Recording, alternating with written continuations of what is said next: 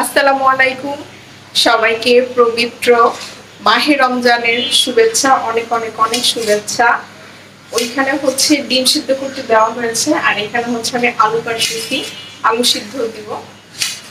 আলু কেটে সিদ্ধ দিলে আলু খুব দ্রুত আর কি সিদ্ধ হয়, তো সেই জন্য হচ্ছে আমি আলুগুলো কেটে দিচ্ছি।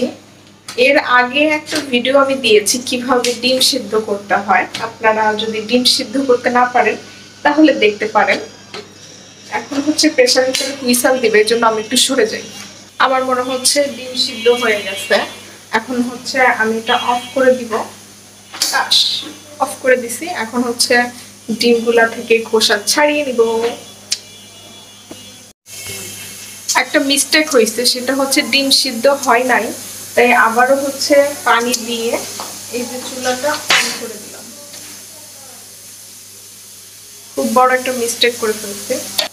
ডিম ভালোভাবে সিদ্ধ হয়নি, তার জন্য এরকম এরকম হয়ে গেছে। ব্যাপার না, ভুল হবে না এমন কোনো কথা আছে? ডিম সিদ্ধ হয়নি তাই আবারও সিদ্ধ দিয়ে দিছি, শেষ, সিম্পল। এটা আর কি রেখে দিচ্ছি, এটা হচ্ছে হাফ বয়েল হয়েছে, তারপরেও রেখে দিলাম, কাজে লাগতে পারে। আর আমি এই যে আলু কাটছিলাম ওই যে সামনে, ওইটা এখন ধুয়ে নিয়ে আসি। এই দেখেন আলু এখন ধুয়ে নিয়ে এসেছি, 3 বার ধোয়া দিছি, 3 বার।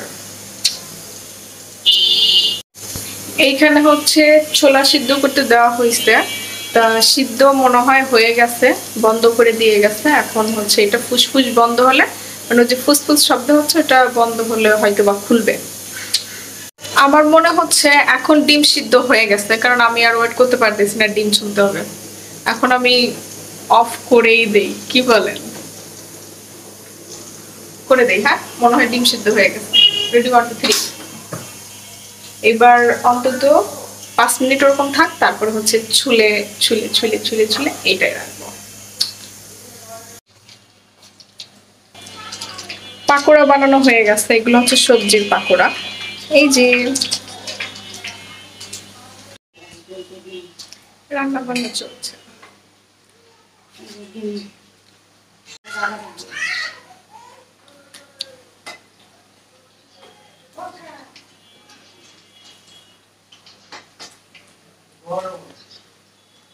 আলু ভর্তা থেকে প্রথমে আলু নিয়ে এইভাবে গোল করতেছি, পাকায় পাকায় গোল করার পরে এই যে হালকা একটু ঠাসা দেব, ঠাসা দেওয়ার পরে এই যে হয়ে গেল শেপটা। ঠাসা দেওয়ার পরে শেপ এরকম হয়ে গেলে বেসনেরটাই চুবাই চুবাই তারপর হচ্ছে তেলে ভাজতে হবে, হয়ে গেল। এখন হচ্ছে আলুর চপ ভাজবো। এই যে হচ্ছে প্রথমে চাপটা করে নেওয়ার পরে এই যে রেখে দেয় পাশে। এখন এই যে বেসনেরটাই চুবাচ্ছি, ঠিক আছে? এই দেখেন চুবাইছি, চুবানোর পরে এই যে ছেড়ে দিলাম, সিম্পল। আবার ওই যে আরেকটা নিয়ে এই যে আবারও এইভাবে দিয়ে এখন ছেড়ে দিব, ঠিক আছে? একেবারেই সিম্পল, বানানো কোনো কষ্টই না, কোনো কষ্টের ব্যাপারই না। শুধু সবকিছু অ্যারেঞ্জ করাটাই হচ্ছে কষ্টের ব্যাপার, ভাজাটা কোনো কষ্টের ব্যাপার না। এই যে দেখছেন কিভাবে ছেড়ে দিলাম, এইভাবে আপনারাও ছেড়ে ছেড়ে দিলে এইভাবে আলুর চপ বানানো হয়ে যাবে।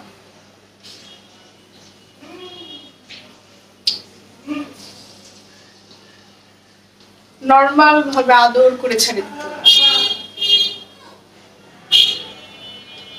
মোটামুটি সবকিছুই ভাজা কমপ্লিট, এখন শুধু আলুর চপটাই বাকি ছিল, সেটাই আর কি ভাজা হচ্ছে, ঠিক আছে?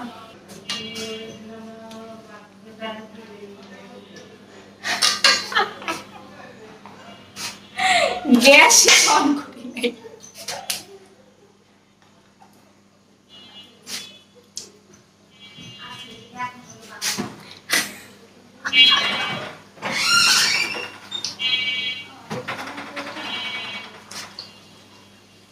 আমি তো তাই ভাবি জাল ওঠে না কেন, এখন দেখে আমি সে গ্যাসই অন করি নাই।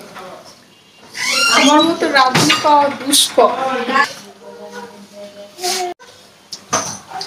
আজকে প্রথম রোজায় ইফতারি বানাতে পেরে খুবই ভালো লাগছে, খুবই ভালো লাগছে। বেশি বেশি নেবেন, বেশি বেশি খাবেন।